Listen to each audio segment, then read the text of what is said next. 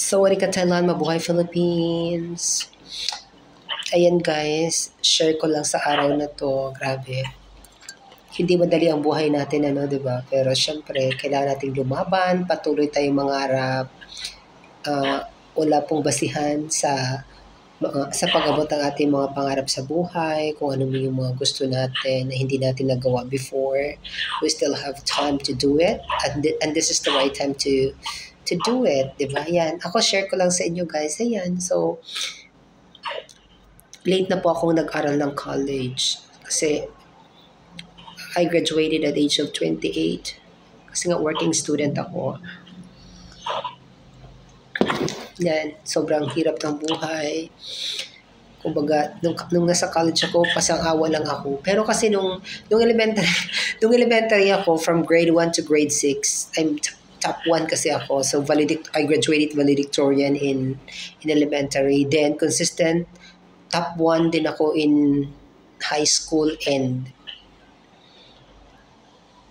first year and second year. Sa big city yun na public school, sa pinakamalaking public school sa city namin, sa Surigao. Sa section namin lang. Pero, top din ako sa buong klase kasi 'di ba pag high school merong mga science classes, mga matatalino, 'di ba? May section 1, mga ganyan, mga special science class. Pero sa klase namin, ako talagang palaban, 'di ba? Kahit dihado ako sa math. Then nung nag-move ako ng third year, fourth year doon sa ano namin sa municipality namin. Doon ako nawala ng gana mag-aral kasi sorry to say this kasi yung mga teachers namin doon, marami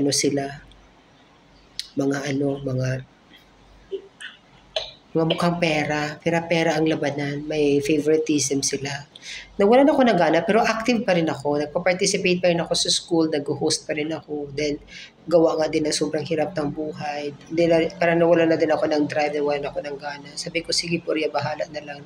Ang importante makapag-graduate ako.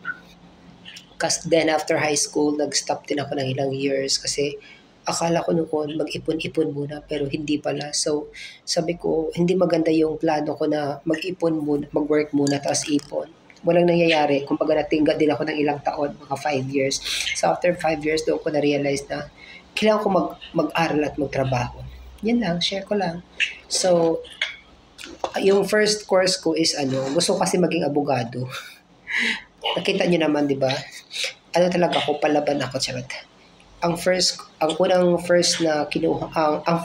course na in-enroll ko is political science, tapos hirap ka kasi, tapos maraming gastos. Nag-stop din ako, tapos nag-change ako ng eduk. Yung eduk, kinikilala kasi friend ko yung mga teachers. So, 2 or 3 times lang ako pumapasok isang linggo. Kasi working nga ako, sa parlor ako nag-work, so sobrang tawag dito, maraming customer, ganyan, etc. Tapos, 2012, I graduated in 2012, sa awa ng Diyos. Tapos,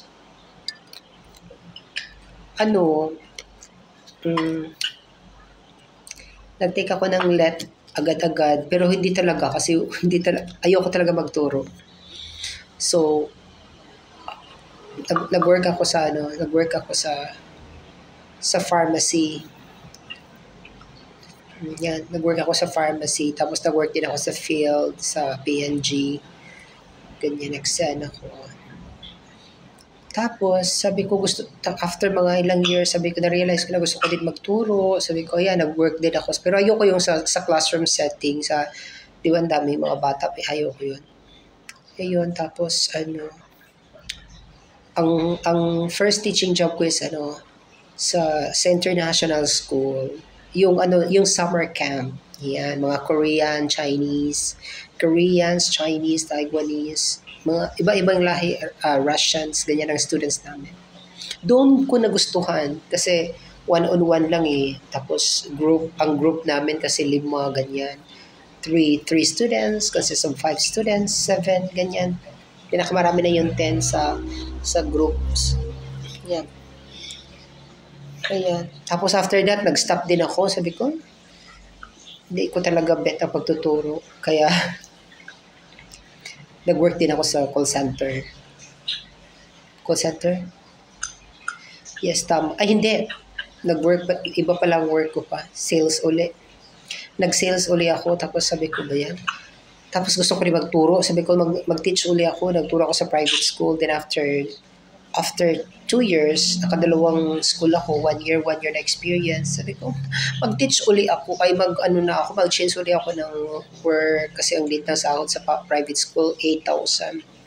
8,000, yung first ko 8,000, second private school ko 15,000, medyo malaki-laki na. Then, ayun, after doon, nag-work ako ulit sa isang university, online university. Yun, ulit, international students din. And then after that, sabi ko mag-call center ako kasi I want to improve my speaking skills. 1 year din ako dun sa call center. Then I got promoted. And then one day, naipag-isipan kong mag-abroad pero hindi teaching. Sabi ko kahit anong work lang kasi gusto ko makatulong sa family ko. That was 2016. Nung nag-call center ako, 2016. Yes, 2016. Uy, Ginoo ko, may nakilala ko sa POAA, tapos sinilat niya ako, sabi niya, Bisaya kasi siya, sabi niya, Maria, sabi niya, samahan mo ako, hindi ko kasi alam sa Ortigas. Isa Ortigas yung, namin, sa show ako nag-work. So, alam ko yan, mada tayo ganyan. Tapos, syempre, dala-dala ko yung mga requirements ko lagi, kasi sabi ko, after ng work ko, job, pasa-pasa ko sa mga agency. Seaman man siya, sabi niya, ito yung sinasabi ko sa inyo school. Yun yung agency. Nagpasa ako sa ang school na yun, hindi ko alam, Saudi pala yun. That was 2016, 2018. First job ko as international teacher sa Saudi. Syempre, call center kaya ako before. Ang accent ko naman is sobrang bongga-bongga din. Charot. Ilad, loko ko ang mga moder. Hindi ako nag-expect. Sabi, napili ako, tinawagan ako, Mama, you passed the initial Churbanes. Tapos, ayan, another interview. Another interview is, interview ng office ulit, ng agency. Pinapunta kami kasi una, diba, application pa lang, sinabi lang yung ganyan-ganyan. Interview. Tapos, interview ng mga moder. Tapos, diretso na, sabi niya, balik ka bukas, mag-demo ka. Sabi ko, right now, magde-demo ako. Ganun kasi ako, pag yung mga boss-boss na, sabi ko, hindi pwede. Ngayon na ako mag-demo, yun, tanggap ako. Then, 3 years noon, 2018, nag-work ako punta ako ng Indonesia, ganyan. Then, after Indonesia, nag-work ako sa Kazakhstan. Ganun din ang eksena. Interview, direct card. Tapos 2019, pumunta ako ng Thailand. Nag-vacation ako dito kasi may kontrata pa naman sa Kazakhstan. Yan. Sawa ng Diyos, 4 years na ako dito sa Thailand. Diba? Yun lang, share ko lang guys. Maraming salamat. So, tomorrow is Monday na matutulog na ako.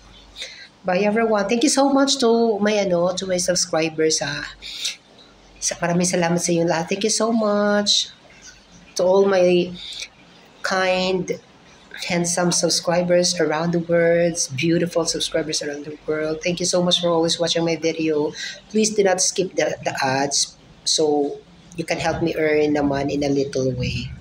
Kasi ang meron lang ako, $2 pa lang ang savings, ang kita ko sa ads ko, my God. But that's fine. Bye everyone. Good night.